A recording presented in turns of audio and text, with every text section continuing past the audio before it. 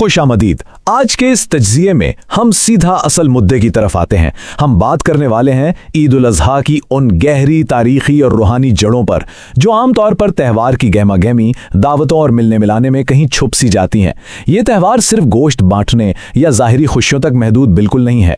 सच पूछिए तो इसकी बुनियाद एक ऐसे अबदी और लाजवाल अहद पर रखी गई है जिसका सीधा और गहरा ताल्लुक हमारे दिल और रूह से है।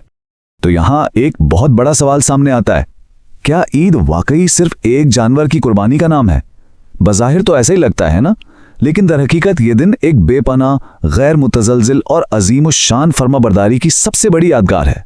ये हमें याद दिलाता है कि जब बात हुक्म इलाही के सामने सर तस्लीम खम करने की हो तो उसका असल मतलब क्या होता है। इसका मफ़हूम बहुत गहरा है। हिस्सा पहला, ज़ाहिरी कुर्बानी से आगे। आइए इस सफ़र में थोड़ा और आगे बढ़ते हैं। अगर इन ज़ाहिरी खुशियों और रस्मों से हटकर गौर किया जाए तो बुनियादी तौर पर यह दिन सिर्फ और सिर्फ अल्लाह की रज़ा हासिल करने के बारे में है। हम मुसलमान एक बेमिसाल तारीखी वाक़े की याद बनाकर दरअसल उस अजीम कुर्बानी को खिराज तहसीन पेश करते हैं जिसका अकेला मकसद खालिक की खुशनुदी हासिल करना था, सब कुछ छोड़कर सिर्फ अपने रब को राज़ी करना। और सच मानिए यही वो खालिस जज्बा है जो इस दिन की अहमियत को हकीकी मायनों में नुमाया करता है। हिस्सा दूसरा, फर्माबरदारी का इम्तिहान। ये पूरी दास्तान का एक बहुत ही अहम मोड़ है। अब ये पूरी दास्तान एक निहायत ही कठिन और गहरे इम्तिहान के गिर्द घूमती है। अगर हम खुद को इस वक्त में ले जाकर गौर करें, उस लम्हे की शिद्दत का अंदाज़ा लगाएं जब हज़रत इब्राहीम अलैहिस्सलाम को अपने ही बेटे हज़रत इस्माइल अलैहिस्सलाम की कुर्बानी का हुक्म दिया गया, ये सोचकर ही रोंगटे खड़े हो जाते हैं। तारीख का ये वो वक्त था जहां इस्तिकामत के बिल्कुल नए माने तय पाए। ये ईमान का एक ऐसा कठिन इम्तिहान था जिसे बिना किसी शक व शुबे के फौरन कबूल कर लिया गया था।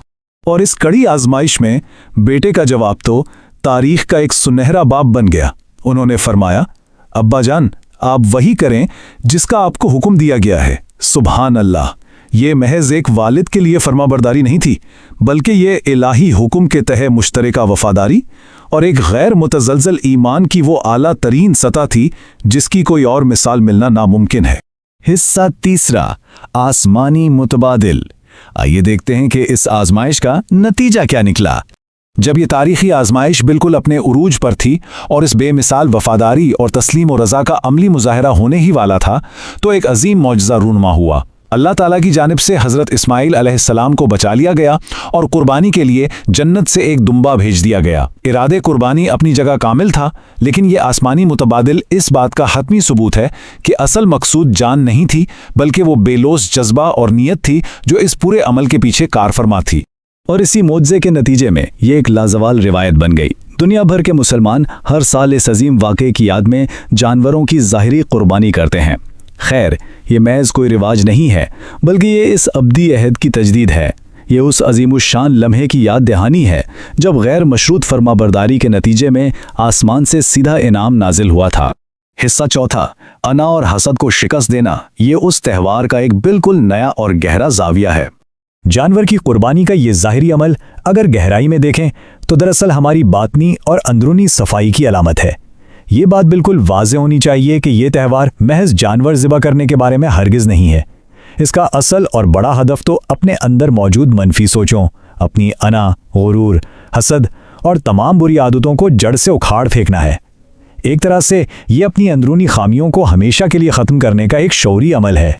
इस तमाम अमल का हतमी और सबसे गहरा सबक यह है कि एक आला इलाही मकसद की खातिर अपनी सबसे प्यारी और पसंदीदा दुनियावी चीज़ें कुर्बान करने का जज्बा पैदा हो। यह हमें सिखाता है कि जब बात एक बड़े और अजीम मकसद की आ जाए तो ये दुनियावी लगाव पीछे छोड़ने में ज़रा बराबर भी हिचकिचाहट नहीं होनी चाहिए। यही असल कुर्बानी है।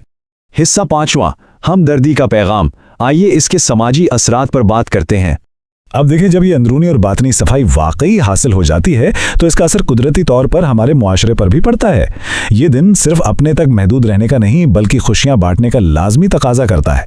ये याद दिलाता है कि रिश्तेदारों का ख्याल रखें और ख़ास तौर पर उन गरीबों और नादारों की देखभाल करें जो कम खुशहाल हैं। ज़ाती रूहानियत को पूरे मुआशरे के फलाह के साथ जोड़ने का इससे खूबसूरत तरीका और क्या हो सकता है।